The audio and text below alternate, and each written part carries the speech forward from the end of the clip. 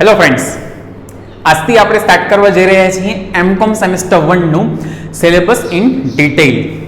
આપણે આગળના અમુક એમકોમ સેમેસ્ટર 1 માટેના વિડીયોઝ અપલોડ કરેલા છે, જેમાં બધા જ સબ્જેક્ટ્સનું ઇન્ટ્રોડક્શન સિલેબસ ડિસ્કસ કરેલું છે. અગર તમે એ વિડીયો નથી જોયો તો આ વિડીયોના ડિસ્ક્રિપ્શનમાં એની લિંક છે, પ્લીઝ એ પ્રોપર જોઈ લેજો. આજથી આપણે સ્ટાર્ટ કરવા જઈ રહ્યા છીએ અકાઉન્ટન્સી, જે આપણું અકાઉન્ટિંગ ફોર મેનેજર સબ્જેક્ટ છે. એમાંની આપણું એક ચેપ્ટર આપણે આજે સ્ટાર્ટ કરવા જઈ રહ્યા છીએ. આ ચેપ્ટર જે છે એ છે યુનિટ 3માં. યુનિટ 3ની અંદર ટોટલ 2 પ્રેક્ટિકલ ચેપ્ટર્સ છે, એમાંનું એક આપણે આજે સ્ટાર્ટ કરીએ છીએ. બહુ જ નાનકડું છે, it is a very small chapter by way of practice, અને લેન્થ નથી એટલી બધી, બહુ લેન્ધી નથી, and hardly 6 or 7 sums we have. So within 3 lectures we are going to complete it very easily. Okay, but આજે એનો માત્ર concept, પછી આપણે એનો ડિસ્કસ કરશું ફોર્મેટ, અને નેક્સ્ટ વિડીયોથી એના સમ સ્ટાર્ટ થઈ જશે. રાઈટ છે? તો આ વિડીયો બહુ જ ઇમ્પોર્ટન્ટ છે, પ્લીઝ ધ્યાનથી જોજો. ચેપ્ટરનું નામ છે વેલ્યુ એડેડ સ્ટેટમેન્ટ. બરાબર છે?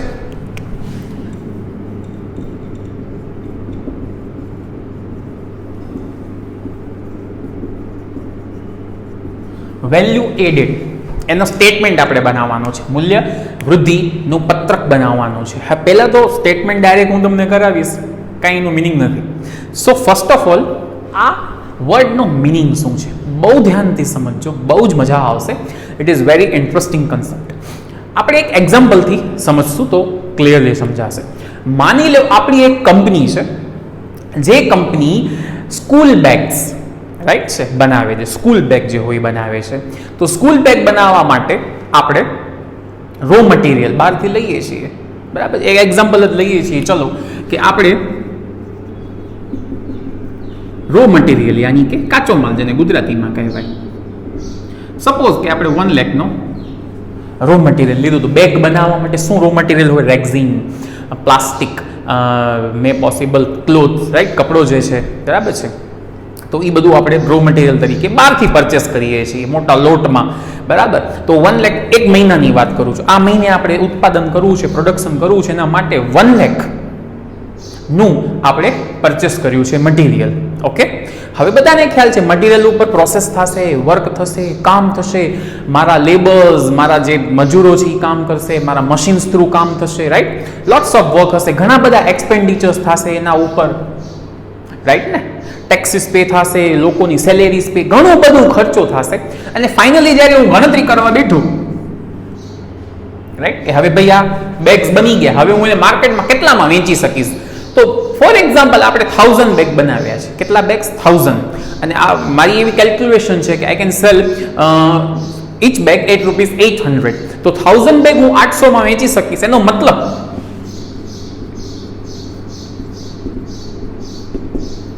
હું કેટલા રૂપીઝ અર્ન કરી શકીશ, કમાઈ શકીશ, મારી રેવન્યુ કેટલી હશે, યાની મારો સેલ કેટલો હશે, દેટ ઇઝ 8 લાખ. તો ફ્રેન્ડ્સ તમે સમજો, તમે વસ્તુ બહારથી કેટલી લીધી? 1 લાખ. અને તમે તમારી કંપનીમાં અમુક પ્રોસેસીસ કરી, એક્સપેન્સીસ કર્યા, ખર્ચા કર્યા, રાઈટ ને, વસ્તુને તૈયાર કરી કેટલામાં, અને તમે એને વેચી શક્યા કેટલામાં? 8 લાખમાં. તો એનો મતલબ તમે ફેક્ટરીમાં, તમારા કારખાનામાં, તમારી કંપનીમાં એ મટીરિયલ ઉપર એટલું બધું કામ કર્યું જેથી એની વેલ્યુ કેટલી વધી ગઈ. જો ક્લિયર વર્ડ બોલું છું, વેલ્યુ વધી ગઈ, દેટ ઇઝ 7 લાખ. ફ્રેન્ડ્સ, તો આ 7 લાખ જે છે એ શું કહેવાય? Value added.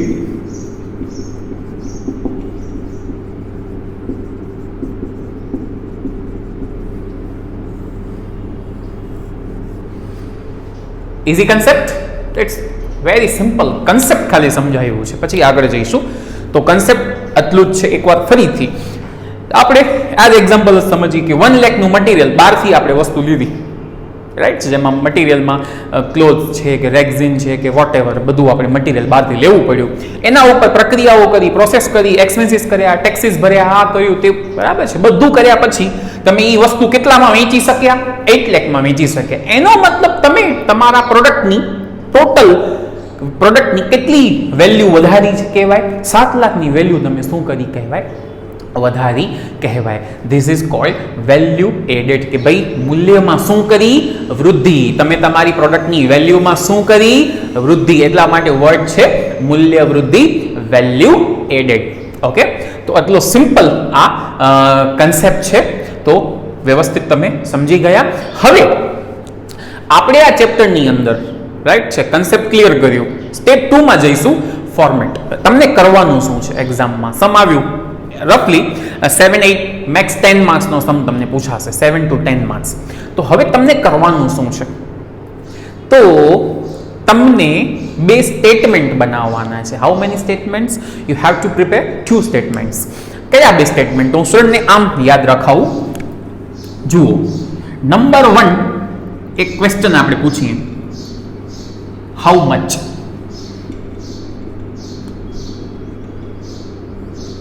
ગુજરાતીમાં કહીએ તો કેટલું? તમે વેલ્યુ એડ કરી કેટલી? તો આ જે આન્સર મળ્યો ને તમને, એ પહેલા સ્ટેટમેન્ટમાં મળશે. શેમાંથી મળશે? સ્ટેટમેન્ટ 1 માંથી. એટલે આ આપણે ફાઇન્ડ કરશું વિથ હેલ્પ ઓફ સ્ટેટમેન્ટ 1. પહેલો પત્રક. એટલે યાદ રાખવું જસ્ટ કે શું છે પહેલા પત્રકમાં હાઉ મચ, કે ભાઈ વેલ્યુ વધી છે તો કેટલી? તો એ સ્ટેટમેન્ટ 1 માં આપણે ગોતશું. કેમ? હમણાં જ તમને હું સમજાવીશ. It's very easy. અને 3 લેક્ચર પણ ઘણા છે. તમે પોતે સેકન્ડ લેક્ચર આપણે લેશું પ્રેક્ટિકલ, તમે એક ભેગા એના સમ્સ કરી નાખશો. એટલું ઇઝી છે. રાઈટ છે? તો સ્ટેટમેન્ટ 1 હાઉ મચ, કે ભાઈ વેલ્યુ એડેડ કરી છે, મૂલ્ય વૃદ્ધિ થઈ છે, તો કેટલી મૂલ્ય વૃદ્ધિ થઈ છે, એ એક સ્ટેટમેન્ટ. અને સ્ટેટમેન્ટ 2 આપણે બનાવશું. શું કામ? તો જે પત્રક 2 બનશે, સ્ટેટમેન્ટ 2 બનશે, ઈ બનશે રીઝન્સ માટે, કે ભાઈ શું કારણ છે કે 7 લાખ રૂપિયા વેલ્યુ વધારી છે, કે વેલ્યુ વધી ગઈ છે, શું કામ, કયા કયા રીઝન્સના લીધે. રાઈટ છે? તો એ આપણું બનશે સ્ટેટમેન્ટ 2. તો ફરીથી સ્ટેટમેન્ટ 1 કેટલી વેલ્યુ એડેડ થઈ છે, અને સ્ટેટમેન્ટ 2 કોના લીધે એટલી વેલ્યુ એડ થઈ છે, કારણ શું છે કે 1 લાખની વસ્તુના વેલ્યુ આપણે 7 લાખ વધી ગઈ છે અને આપણે 8 લાખમાં વેચી શક્યા. તો 7 લાખ શું કામ વધી વેલ્યુ, એના રીઝન્સ શું, કયા કયા ખર્ચા ક્યાં ક્યાં આપણે ટૂંકમાં એના રીઝન્સ આપણે અહીંયા શો કરશું, બતાડશું. તો આખા ચેપ્ટરમાં દરેક સમમાં તમને 2 સ્ટેટમેન્ટ બનાવવાના છે. હાઉ મચ, કેટલું વેલ્યુ એડેડ થઈ છે, અને નંબર 2 સ્ટેટમેન્ટ એના રીઝન્સ. રાઈટ છે? તો આટલું તમે પ્રોપરલી જોઈ લો. પછી આપણે સ્ટેટમેન્ટ 1 નો ફોર્મેટ લઈએ, દેન સ્ટેટમેન્ટ 2 નો. ચાલો, સ્ટેટમેન્ટ નંબર 1 હાઉ મચ મતલબ કેટલું મૂલ્ય વૃદ્ધિ થયું છે. તો સ્ટેટમેન્ટનું નામ છે statement of generation of value added. ગુજરાતીમાં મૂલ્ય વૃદ્ધિ દર્શાવતું પત્રક, કે ભાઈ કેટલી મૂલ્ય વૃદ્ધિ થઈ છે. તો હમણાં આગળના એક્ઝામ્પલમાં તમે શું જોયું હતું, જસ્ટ એક રફમાં હું લખું છું કે મેં શું કર્યું હતું, યાદ કરો. મેં કર્યું હતું એક તો રો મટીરિયલ, કાચો માલ સામાન આપણે બહારથી કેટલો લીધો, તો કે 1 લાખ, અને નીચે મેં લખ્યું હતું સેલ, યાની વેચાણ. તો ડિફરન્સ જે છે એ શું હતી, વેલ્યુ એડેડ. આવું કંઈક મેં કર્યું હતું.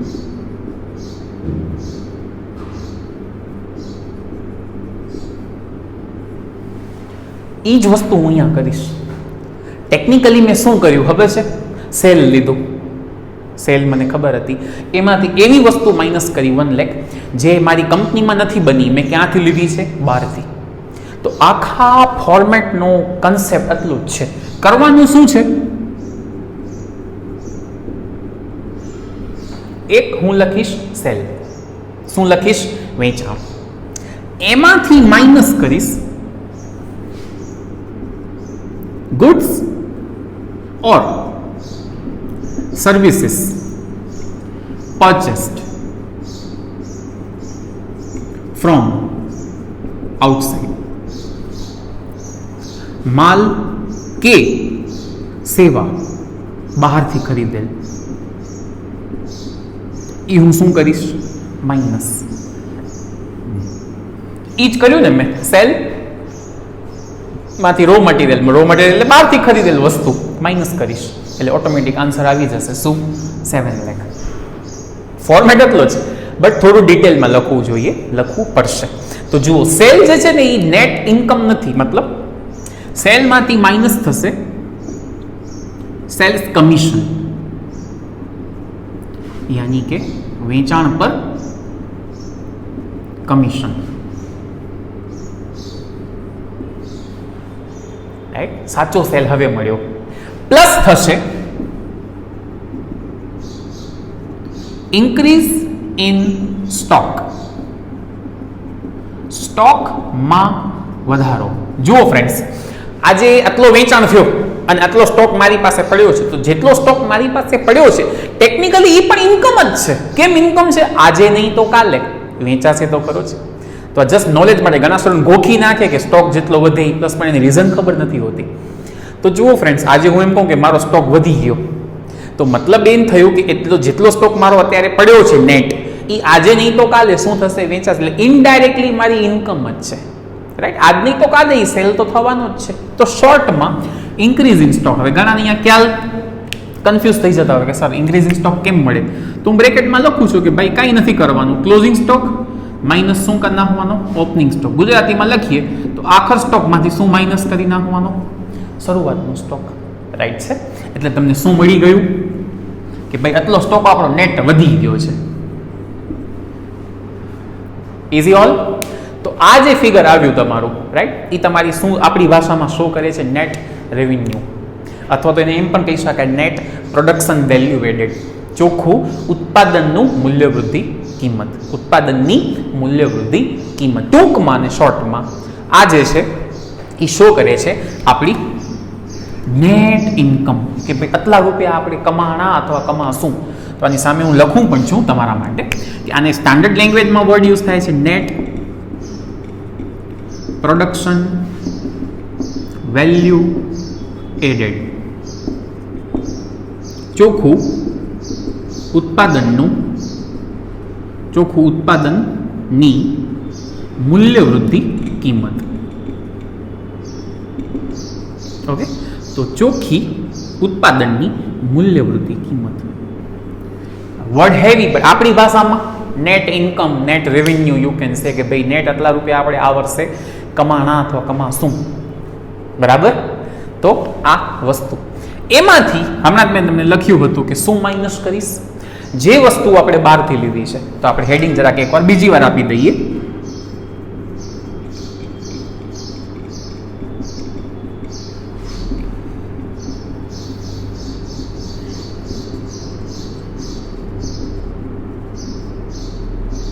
માલ કે સેવા બહારથી ખરીદેલ,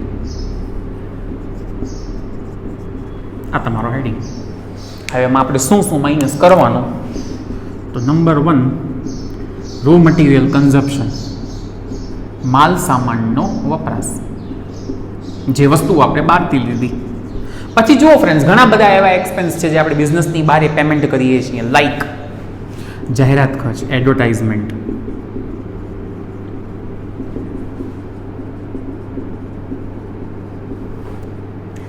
સ્ટેશનરી,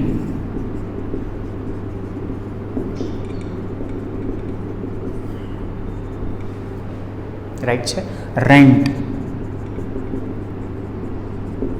ઇન્સ્યોરન્સ, એક્સેટ્રા. ઘણા બધા ખર્ચા છે. તો સ્ટુડન્ટ્સ કહેશે સર તમને યાદ કેમ રાખવાના? Okay, I have a technique. હું ક્યારે પણ સ્ટુડન્ટને એક્સપેન્સીસ યાદ રાખવાનું નથી કહેતો, બિલકુલ નહીં રાખજો. તો પછી અહીંયા કયા એક્સપેન્સ લખાશે કેમ ખબર પડશે? તમને હમણાં સેકન્ડ સ્ટેટમેન્ટ વખતે હું કહીશ. બટ એઝ અ ફોર્માલિટી આપણે આ સ્ટેટમેન્ટ લખવાનું છે, એક માઇન્ડ ક્લિયર રહે કે ભાઈ વસ્તુ શું છે. તો એકવાર ફરીથી પહેલાં મારી નેટ ઇન્કમ જાણવી છે, તો સેલમાંથી સેલ કરવા માટે કમિશન ચૂકવવું પડ્યું હોય માઇનસ કરી, અને સ્ટોકમાં વધારો થયો હોય તો એ શું કરી નાખવાનું? પ્લસ. ઘણા એમ પૂછે તો સ્ટોકમાં અગર ઘટાડો થયો હોય તો એ શું થઈ જશે? Minus. But most of the cases આપણો ઇન્ક્રીઝ સ્ટોક થાય જ છે, ક્લોઝિંગ સ્ટોક છે એ વધારે જ હોય છે. તો ક્લોઝિંગ માઇનસ ઓપનિંગ એટલે સ્ટોક વધ્યો. આ આપણી નેટ ઇન્કમ. એમાંથી માઇનસ કરો જે પણ વસ્તુ બહારથી લીધી છે. તો આ એક આપણે કહીએ ને કે જસ્ટ એક એક્ઝામ્પલ તરીકે અમુક મેં એક્સપેન્સ લખ્યા છે. આ લિસ્ટ બહુ લાંબો છે, રાઈટ છે, બટ યાદ બિલકુલ નથી રાખવાનું. બટ ફોર્માલિટી માટે આપણે લખ્યું છે અને તમને પણ આ આખું લખી લેવાનું છે. તો આ જે ઇન્કમ આવી નેટ ફિગર જે આવ્યું એમાંથી આ બધા એક્સપેન્સીસ માઇનસ થશે, અને અહીંયા જે આપણો આન્સર આવશે એની સામે હું લખીશ ટોટલ વેલ્યુ એડેડ. કુલ મૂલ્ય વૃદ્ધિ. ઓકે, આ તમારો સ્ટેટમેન્ટ 1 નો આન્સર. જે આપણો આ 7 લાખ ફિગર આવ્યું હતું ને એ અહીંયા મળશે ટૂંકમાં, રાઈટ છે. તો અહીંયા વિડીયો પોઝ કરી અને આ સ્ટેટમેન્ટ આખું લખી લો. ઓકે ફ્રેન્ડ્સ, હવે વેલ્યુ એડેડ શું કામ થઈ છે, વાય, એના રીઝન્સ, કારણો શું છે. તો જુઓ ફ્રેન્ડ્સ, એક સિમ્પલ, ભલે આપણે વાત કરી કે વેલ્યુ વધી વોટ એવર, બરાબર, પણ હકીકત તમે સમજો છો કે મૂલ્ય વધ્યું છે, વેલ્યુ વધી છે, એનું રીઝન મેઇન શું છે, આપણા પૈસા વપરાણા છે, રાઈટ ને. આજે 1 લાખનું મટીરિયલ તમે લીધું તો એના ઉપર તમે ખર્ચા કર્યા, રાઈટ. તમે એના કલરમાં ચેન્જ કર્યો, તમે એના સાઇઝમાં ચેન્જ કર્યો, તમે એના આકારમાં ચેન્જ કર્યો, કદમાં ચેન્જ કર્યો, જગ્યામાં ચેન્જ કર્યો, ક્યાં પડીતી વસ્તુ તમે ક્યાં લઈ આવ્યા અને ક્યાં વેચવા જશો. ટૂંકમાં આ બધા માટે આપણે એક્સપેન્ડિચર્સ કર્યા છે, રાઈટ. ક્યાંક ક્યાંક પૈસા વપરાણા છે, બસ. તો એ આપણે શો કરવાના છે. તો ફ્રેન્ડ્સ, સ્ટેટમેન્ટ 2 નું નામ છે statement of application of value added, મૂલ્ય વૃદ્ધિની ફાળવણી દર્શાવતું પત્ર, કે ભાઈ પૈસા ક્યાં વપરાઈ ગયા, મૂલ્ય વૃદ્ધિ થઈ એના કારણો. તો મેઇનના 4 રીઝન છે, જેમ તમે બોર્ડ ઉપર જોઈ શકો છો. નંબર 1, એમ્પ્લોઈઝના લીધે, કર્મચારી દ્વારા. સાદી ભાષામાં તમે એમ્પ્લોઈઝને પેમેન્ટ કરી હશે. નંબર 2, મની લેન્ડર્સ, નાણાં જેમણે તમને પૈસા, મૂડી, કેપિટલ આપી છે, તમે એમને પૈસા ચૂકવ્યા હશે, વ્યાજ કે ડિવિડન્ડ કે વોટ એવર. નંબર 3, ગવર્મેન્ટને પેમેન્ટ કરવી પડી, અમારા ખર્ચા વધ્યા છે. આ 1 લાખની વસ્તુ હું 8 લાખમાં એમને એમ નથી વેચતો, રાઈટ ને. અને લાસ્ટ, રીઇન્વેસ્ટમેન્ટ, મને પ્રોફિટ થયું હશે અથવા લોસ થઈ હશે, મારે રિઝર્વમાં રૂપિયા રાખવાના છે, ડેપ્રિસિએશન માટે પૈસા કાઢવાના છે, રીઇન્વેસ્ટમેન્ટ કહેવાય ને આ બધું, રાઈટ. તો આ મારા રીઝન્સ છે કે ભાઈ શું કામ મેં 1 લાખની આઇટમ 8 લાખમાં વેચી છે. 7 લાખના રીઝન્સ કયા, તો આ 4 રીઝન્સ છે. હવે એની અંદર શું આવે, એટલું ઇઝી છે, તમે જુઓ. તમે શાંતિથી વિચારો, એમ્પ્લોઈઝના ખર્ચા કયા, તો હું લખું છું, જુઓ.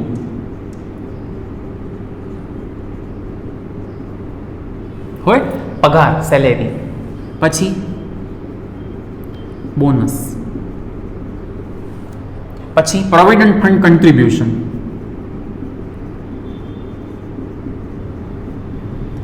પ્રોવિડન્ટ ફંડમાં ફાળો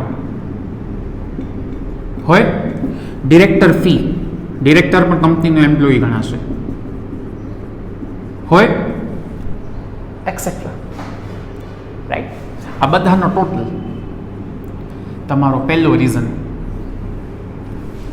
રિસીવ્ડ બાય મની લેન્ડર્સ, નાણાં ચાહે તમને જે વ્યક્તિઓએ તમને નાણાં આપ્યા છે, મની આપી છે, ફંડ આપ્યું છે, તમે એને રિટર્ન કંઈક પેમેન્ટ કરો છો. તો બધાને ખ્યાલ છે, નોર્મલી કંપની કા કેપિટલ પોતાની ઇક્વિટી કે પ્રેફરન્સ યાની કે શેર્સ થ્રુ અચીવ કરે, યા તો લોન્સ કે ડિબેન્ચર્સ. તો બંનેની પેમેન્ટ આપણે કેમ કરીએ, અગર શેર્સ કે પ્રેફરન્સ શેર્સ કે ઇક્વિટી શેર્સ છે, so we are going to pay dividend. અને અગર આપણે લોન કે ડિબેન્ચર બહાર પાડ્યા હોય તો આપણે એને શું પે કરવું પડે, ઇન્ટરેસ્ટ યાની કે વ્યાજ. તો આ 2 એક્સપેન્ડિચર આપણે અહીંયા લખશું. કેટલું ઇઝી છે. Number 3, received by government. એમાં એક જ વસ્તુ, ગવર્મેન્ટને તમને નોર્મલી શું પે કરવાનું હોય, ટેક્સ. ઓકે. અને લાસ્ટ, રીઇન્વેસ્ટમેન્ટ, જેમાં આપણે લઈશું ડેપ્રિસિએશન, પછી કોઈ અસેટ ઉપર લોસ થઈ હોય,